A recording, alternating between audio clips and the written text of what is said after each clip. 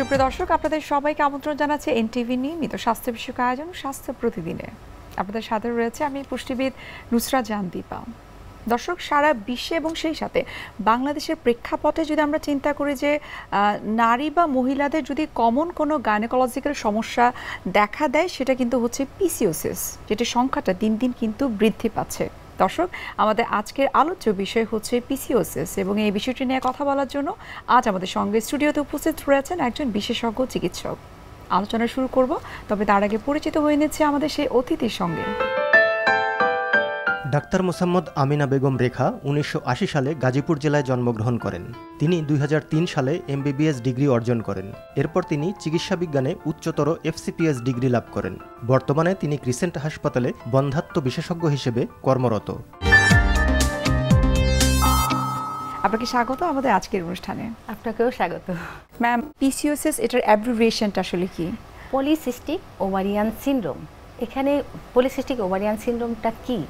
এটা হলো যে ওভারিতে অনেকগুলো ছোট ছোট সিস্ট এবং এর সাথে যদি হরমোনাল এবং মেটাবলিক কিছু ডিসঅর্ডার মিলিত হয়ে কিছু উপসর্গ তৈরি করে, তাহলে আমরা পলিসিস্টিক ওভারিয়ান সিনড্রোম বলি, যেটার ইনসিডেন্স এখন অনেক বেড়ে যাচ্ছে।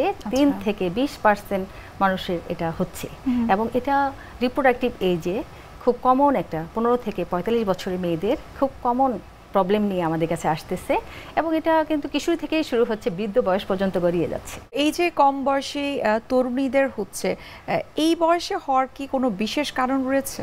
পিসিওএস হওয়ার জন্য সব বয়সে মানে একটা কমন, এটা হলো হরমোনাল, এবং কারণটা কি? এটা হরমোনাল এবং মেটাবলিক ডিসঅর্ডার, কিছু জেনেটিক ফ্যাক্টর এখানে কাজ করে, এবং কিছু খাবার দাবার, পরিবেশগত খাবার দাবারের কারণে, যেমন ফাস্ট ফুড, জাঙ্ক ফুড কিশোরীরা যেটা খাচ্ছে, সেটার জন্য সে মোটিয়ে যাচ্ছে, তার ওবেসিটি হচ্ছে, এবং এই আলটিমেটলি এক্সারসাইজ তার কমে যাচ্ছে। যখনই ওবেসিটি হচ্ছে, তখন তার পিটুইটারি হাইপোথ্যালামো পিটুইটারি ওভারিয়ান হরমোনের ইমব্যালেন্স হয়ে যাচ্ছে, এবং তার ডায়াবেটিক হরমোন ইনসুলিন বেড়ে যাচ্ছে, রেজিস্ট্যান্ট হচ্ছে, এবং পুরুষ হরমোন ইনসুলিন বেড়ে গেলে আবার পুরুষ হরমোন অ্যান্ড্রোজেন বেড়ে যাচ্ছে, এবং ইস্ট্রোজেন অ্যান্ড প্রোজেস্টেরন হরমোনের ইমব্যালেন্স হয়ে ডিম ফুটতে দিচ্ছে না, এবং আলটিমেটলি ওভুলেশন হচ্ছে না, অ্যানুবুলেশন হচ্ছে, এবং ছোট ছোট সিস্ট হয়ে পলিসিস্টিক ওভারিয়ান সিনড্রোম হচ্ছে।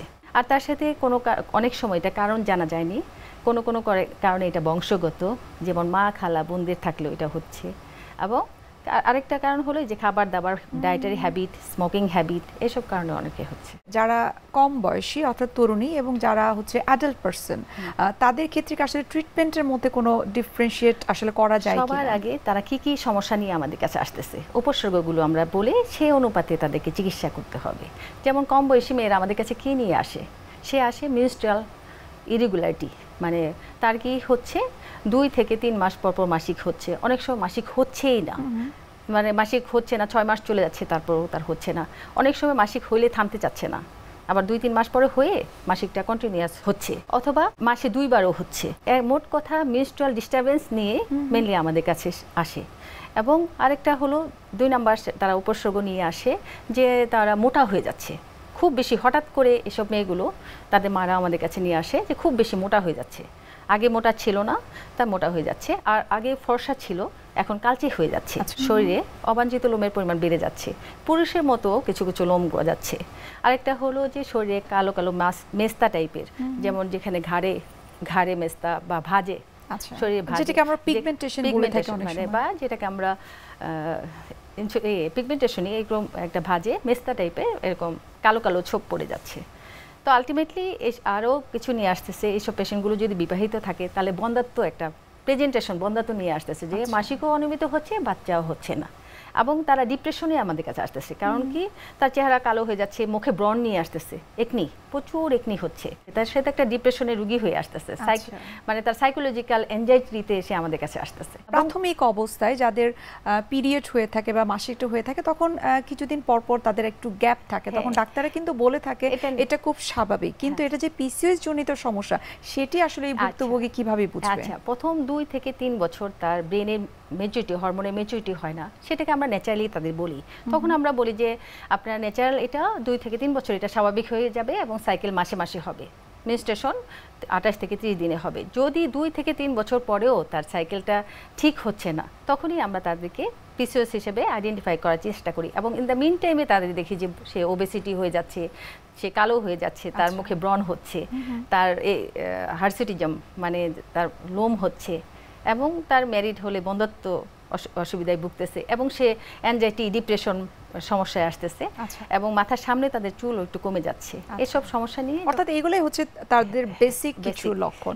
এক্ষেত্রে জানবো, যখন এই ধরনের লক্ষণ নিয়ে রোগীরা আপনাদের কাছে আসে, নিশ্চয়ই আপনারা কোনো না কোনো ধরনের টেস্ট করতে দেন, সেই টেস্টগুলো আসলে কি কি? আমরা এইসব রোগীরা যখন আমাদের কাছে আসে তখন আমরা কিছু হরমোনের পরীক্ষা দিই এবং তার একটা আলট্রাসোনোগ্রাম করাই। তো হরমোনের পরীক্ষাতে কিছু সমস্যা ধরা পড়ে, এবং আলট্রাসোনোতে তার পলিসিস্টিক ওভারি মানে অনেকগুলো সিস্ট মালার মতো পেরিফেরালি অ্যারেঞ্জ হয়ে থাকে, এটা ধরা পড়ে, এবং ওভারির সাইজটা বড় হয়ে যায় আকারে, হ্যাঁ। এবং আর তার সাথে তার আরও কিছু পরীক্ষা করা, যেমন ডায়াবেটিস, কারণ এটার সাথে ডায়াবেটিসের ঝুঁকি আছে, তখন আমরা দেখি যে ব্লাড সুগার লেভেলটা ঠিক আছে কিনা, এবং এই মেয়েগুলোর চর্বি লিপিড, রক্তে লিপিডের পরিমাণ বেড়ে যায়। তো আমরা এইগুলো লিপিড প্রোফাইলটাও আমরা তাদের করতে দিই। হরমোন টেস্টগুলো করে তাকে আমরা একটা অ্যাজাম্পশন করি যে সে কোন লেভেলে আছে, আর পিসিওএস নাকি একটা পিসিওএসের আবার কমপ্লিকেশনের দিকে চলে যাচ্ছে লং টার্ম। পিসিওএস কিন্তু একটা লং টার্ম ঝুঁকিও থাকে, যেমন আপনি যদি পিসিওএসকে কোনো বদান না করেন, মাসিক আপনার অনিয়মিত হলো, আপনি কোনো পাত্তা দিলেন না, আপনি মোটা হচ্ছেন, কোনো পাত্তা দিচ্ছেন না, তখন কিন্তু আপনার কিছু রিস্ক ডেভেলপ করবে। সেটা হলো আপনি যদি অতিরিক্ত মোটা হয়ে যান, তাহলে আপনার ডায়াবেটিস, হৃদরোগ হওয়ার ঝুঁকি আছে। আর আপনার যদি মাসিক অনিয়মিত হয়, আলটিমেটলি আমরা জ্বরের ক্যান্সারের ঝুঁকি বেড়ে যাবে। আর আপনার যেহেতু মাসিক অনিয়মিত হচ্ছে, আপনার বন্ধ্যাত্বতে আপনি ভুগবেনই।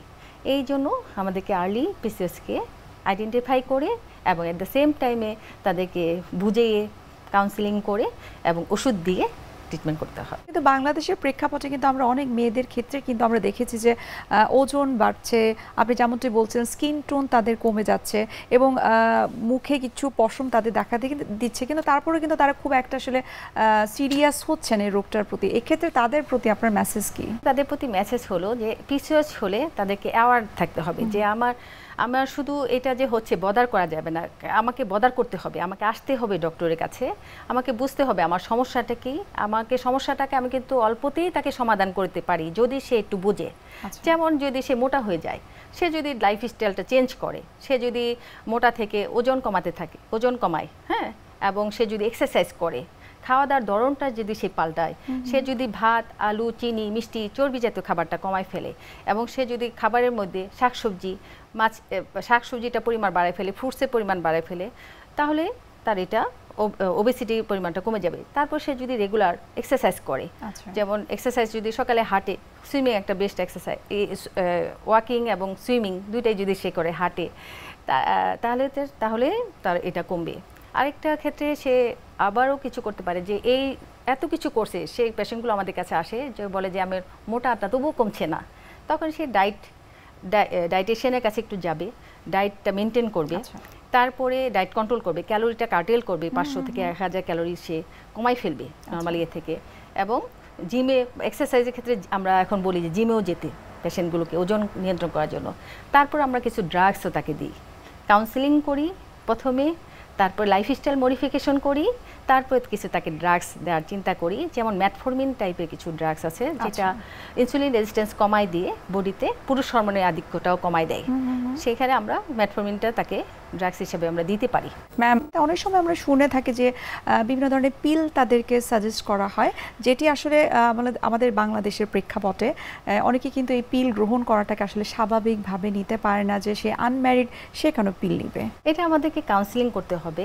আনম্যারিড হলে যে সে পিল নিতে পারবে না এমন তো কোনো কথা নেই, কিন্তু আমাদের ক্ষেত্রে পিলটা দিতে হবে হিসাব করে। যদি কিশোরী মেয়ে হয়, তার বয়স যদি 18 নিচে হয়, তাহলে আমরা তাকে পিল দিতে পারবো না, কারণ পিল ইস্ট্রোজেন হবে এবং তাকে লম্বা করতে দিবে না, সে হাইটটা একটু ছোট হয়ে যাবে। সেক্ষেত্রে আমরা পিল না দিয়ে তখন আমরা প্রজেস্টেরন দিয়ে রেগুলার সাইকেল করে দিব। এবং এক্ষেত্রে আমরা কি করব, যদি এটা ডিপেন্ড করে, পিসিওএস এর ট্রিটমেন্টটাও ডিপেন্ড করে হলো এক একজন পার্সন টু পার্সন ব্যারি, যেমন কিশোরীদের এক ধরনের ট্রিটমেন্ট, বন্ধ্যাত্ব বা রিপ্রোডাক্টিভ এজে এক ধরনের ট্রিটমেন্ট, এবং পরবর্তীতে আরেক ধরনের এই ট্রিটমেন্ট। এখন ওই কিশোরীদের ক্ষেত্রে আমাদের হলো ওদের খাবার, লাইফস্টাইল চেঞ্জ, খাবার দাবার কন্ট্রোল, অ্যান্ড হলো আমরা 18 নিচে হলে বলি অনলি প্রজেস্টেরন দিতে, ম্যাটফরমিন দিতে, এবং 18 উপরে হলে আমরা তাদেরকে পিলও বলি, যে এটা রেগুলার পিল, এটা একটা ওষুধ, এটা অন্য কিছু না, এটা তার রোগের চিকিৎসা করবে, তার রোগটাকে দমায় রাখবে। যাদের এই যে পিসিওএস জনিত সমস্যা রয়েছে, বিশেষ করে কম বয়সী মেয়েদের, এই সমস্যাটা যদি তাদের থাকে, ভবিষ্যতে তাদের কি বন্ধ্যাত্বজনিত সমস্যা হতে পারে? কম বয়সী মেয়েদের যদি পিসিওএস সমস্যা শুরু হয়, তাহলে ভবিষ্যতে তার সবচেয়ে বড় সিমটমই বন্ধ্যাত্ব।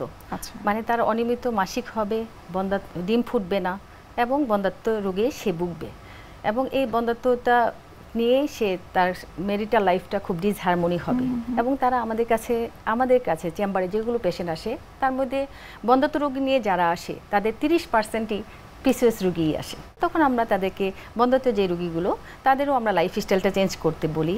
তখনও তাদেরকে বলি যে আপনারা খাবার দাবার কন্ট্রোল করেন, ওজন কমান। ওজন কমানোর পরে একদম সব ঠিকঠাক হওয়ার পরে তখন আমরা কিছু হরমোনের টেস্ট দেই এবং তারপর কিছু ওভুলেশন ইনজেকশন। আচ্ছা, পিসিওএস হলেই তার ইনফার্টিলিটি জনিত সমস্যা হবে, নাকি পিসিওএস হলে প্রপার ট্রিটমেন্ট না করার কারণে তার ইনফার্টিলিটি জনিত তাদের সমস্যা হচ্ছে? আমার মতে পিসিওএস হলেই যে তার ইনফার্টিলিটি হবে তা না, কারণ পিসিওএস হলে যদি সে প্রপার ট্রিটমেন্ট করে তাহলে তো স্বাভাবিক লাইফ লিড করবে সে। কারণ জাস্ট পিসিওএস একদম কন্ট্রোলেবল, ডায়াবেটিসের মতো। যেমন ডায়াবেটিস যদি আপনি কন্ট্রোল করেন তাহলে যেমন কন্ট্রোল থাকা যায়, স্বাভাবিক লাইফ লিড করা যায়। পিসিওএস যদি কন্ট্রোল করেন, একদম রেগুলার তার সাইকেল হবে, রেগুলার ওভুলেশন হবে, রেগুলার সে প্রেগনেন্সিও হবে। এবং আমাদের যাদের ওভুলেশনটা ঠিক মতো না হচ্ছে, রেগুলার সাইকেল যাদের ঠিক না হচ্ছে, তাদের আমাদের মেন কাজই হলো সাইকেলটা ঠিক করে দেওয়া, এবং তাদের কিছু ডিম যে ফুটছে না, ডিমটাকে ফুটাই দেওয়ার জন্য কিছু আধুনিক ওষুধ আসছে। সেই ওষুধগুলো যেমন ওভুলেশন ইনডিউসিং ড্রাগ, যেমন আমরা লেট্রোল অথবা জোলেটা দিয়ে ডিমটা ফুটাই দিতে পারি। ফুটানোর পরে আমরা এটা যে ডিম ফুটলো কিনা সেটা আমরা একটা টিবিএস আলট্রাসোনোগ্রাফি করে দেখতে পারি যে ডিমের সাইজটা বড় হয়েছে কিনা। তারপরে আর কিছু প্রজেস্টেরন দিয়ে সাপোর্ট দিয়ে আমরা তাদেরকে 3 থেকে 6 মাস একটা ওভুলেশন ইনডিউসিং ড্রাগ দিয়ে, এবং হাজব্যান্ড ওয়াইফকে রেগুলার একটা মেলামেশা, যেটা হলো মাসিকের 9ম দিন থেকে 22তম দিন একদিন পর পর মেলামেশা করবে, এই কাউন্সিলিংটাও করে দিয়ে আমরা তাদেরকে ছাড়তে পারি। এবং এই পেশেন্টগুলো যখন আমাদের কাছে 3 থেকে 6 মাস পরেও যদি না আসে, বাচ্চা না আসে, তখন আমরা চিন্তা করি যে এখন আমাদের কিছু কাজ আছে। এখন আমরা তাদের হরমোনের কিছু লেভেল আরও, যেমন এএমএস, এলএইচ এটা খুব বেশি বেড়ে গেল কিনা, অথবা পলিসিস্টিক ওভারিটা খুব বেশি কিনা, তখন আমরা একটা ল্যাপারোস্কোপিক্যালি ওভারিয়ান ডিলিং করতে পারি। মানে ল্যাপারোস্কোপি পদ্ধতিতে যেয়ে ওই যে ওভারিটা তো অনেক বড় হয়ে গেছে, ওভারিতে ছোট ছোট সিস্ট ফরমেশন হয়েছে, এটাতে আমরা ছোট ছোট হোল করে ড্রিল করে দিলে তখন এই অ্যান্ড্রোজেনগুলো কমে যায়, এবং এই পেশেন্টগুলোকে আমরা তখন 6 মাস যদি উইদাউট মেডিসিনও তাকে রাখি, তাহলেও সে প্রেগনেন্ট হতে পারে। আচ্ছা, মেলামেশা একসাথে করলে। এবং যদি দেখি যে না, এটার পরেও তাদের হচ্ছে না, অনেকের তো হয় না মোটা, আর ইভেন কি পলিসিস্টিক ওভারিতে মোটা কমানোই কঠিন ব্যাপার হয়ে যায় তাদের জন্য। এবং তাদেরকে কিন্তু আমরা একটা মাল্টিডিসিপ্লিনারি অ্যাপ্রোচও বলি যে আপনারা ডায়েট, ড্রাগস অ্যান্ড ডিসিপ্লিন, এবং আমি ডায়েটিশিয়ানের কাছে পাঠাই, ডিসিপ্লিন লাইফ লিড করতে বলি এবং ওষুধ দিই।